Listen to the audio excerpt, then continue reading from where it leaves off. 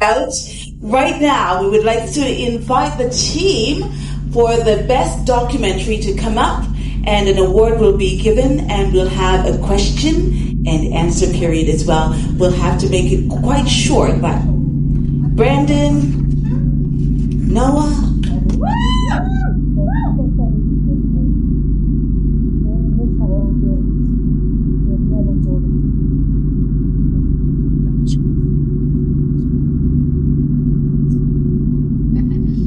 So about 10 years ago, we went to India, Nepal to do a different documentary. And during that time, we fell in love with the culture and the music and pretty much everything about it. So when it came time to do another film, Noah had started working with Didgeridoos, and we thought, what a better place to start having conversations than India, a place that has such a rich musical and cultural history, a place where we didn't necessarily speak the same language, but where we could try to communicate with people in other ways.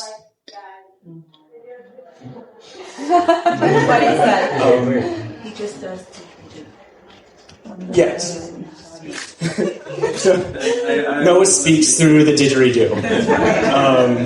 So throughout the 5 weeks, we had a huge adventure. We were able to meet and have conversations with many people and many musicians, and came back with a new understanding of communication and having conversations without the need of traditional language. Any questions from the audience? Are there other didgeridoo, communities around the world aside from that specific area of the world? Or is that something, sorry, I walked in halfway in the movie, I came late, my apologies, but where else would you have taken this? So India actually doesn't really have a didgeridoo community. Right. The Mukesh, the man who was making them, is the best and maybe the only didgeridoo maker in India. Okay. So didgeridoos come from Australia.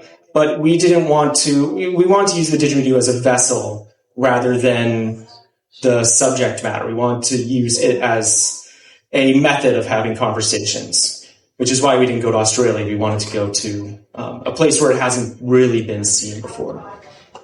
Talking about didgeridoo communities. Yeah, sure. So as far as didgeridoo communities, Australia is where it comes from. So obviously there's lots of didgeridoo in Australia. In France, many parts of Europe, didgeridoo has become a very popular kind of contemporary adopted instrument. The United States, in Canada, there's some incredible players throughout parts of Asia. There are didgeridoos made in Bali out of, teak wood from the teak forest there. It's really quite a global instrument. It's very widespread and usually very well received. A couple more questions? Great, go ahead. I just have a quick comment. I just wanted to say the cinematography is just... Yes. Who is your cameraman? Yeah. Oh, wow.